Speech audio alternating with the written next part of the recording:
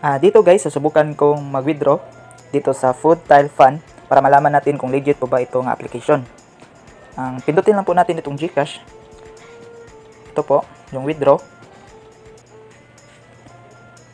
Disclaimer: the information provided by the speaker or presenter of this video or platform is for information purposes only and not to promote. All information is provided is a good faith. However, we make no representation or warranty of any kind expressed or implied regarding the accuracy, legitimacy, adequacy, validity, reliability, availability, or completeness of this information.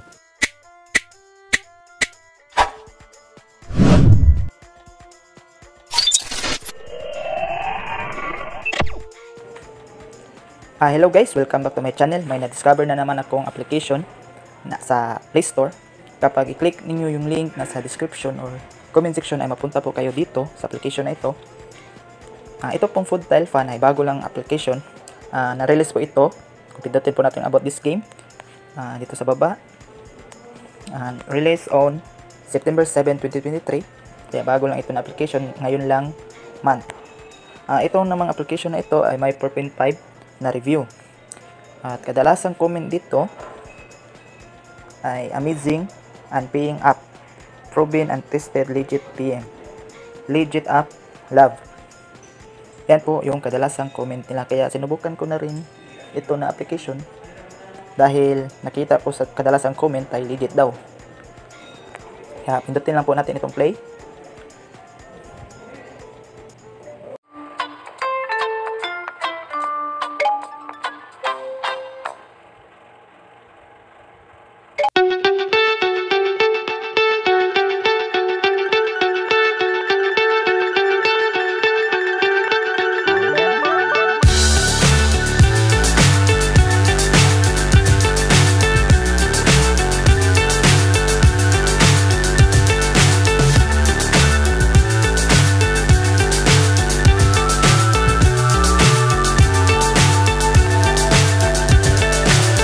So high I'm hypnotized. What's up is down, what's left is right. Chasing stars and holding you. I can't see the end, but we'll see it through.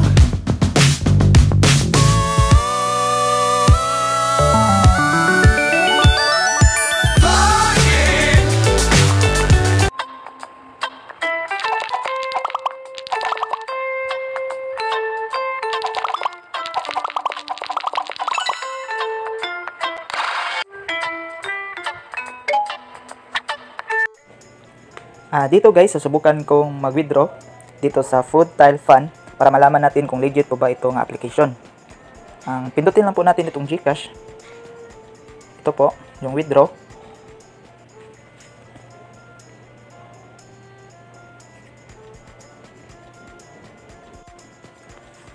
Dito makikita po natin dito yung tinatawag na total coins. Ito po yung total coins ko na may 6,818 na coins. At malalaman po natin kung magkano po yung ma-withdraw natin nito o ilan po yung ma-convert natin sa 6,818 na coins. At dito po makikita naman natin dito yung account, ranking, contact, coins record, withdraw, invite friends, sa center. Dahil dito ay yung ipakita ko sa inyo yung transparent na mag-withdraw tayo. Kaya pindutin lang po natin itong withdraw.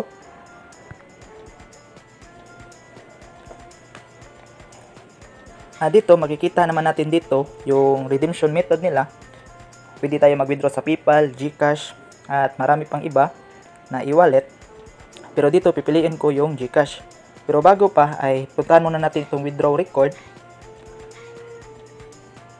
Dito wala pa akong na-withdraw dito dahil sa ngayon ko lang susubukan mag-withdraw.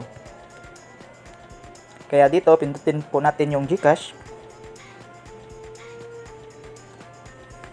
Ayan. Dito sa rule number 1, sabi dito, please wait patiently for about 7 working days. Weekends and holidays are not counted as eternal. So, ang ibig sabihin po ay, kung mag-withdraw po tayo, ay dapat hindi weekend or tinatawag na Saturday, Sunday, then holidays. Dahil hindi po yan counted. Kaya sa ngayon, pwede tayo maka-withdraw dahil sa araw ngayon ay Monday at hindi din holiday. Yan po, nasa taas, September 25, Monday. And sa rule number 2, sabi dito, Please enter the number and name of GCash carefully. The wrong input will cause the redemption to fail. So kaya carefully po ay dapat tama po yung number at GCash name na po natin. Kaya dito susubukan ko mag-withdraw ng 21 pesos dahil ang coins niya ay 6,800 at meron na po akong 6,818 points. Kaya subukan po natin.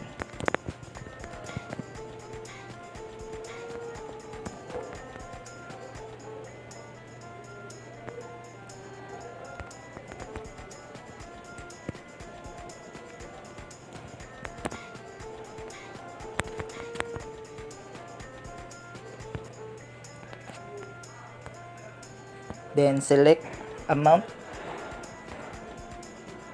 Ayan, then select withdraw now. Then click withdraw now.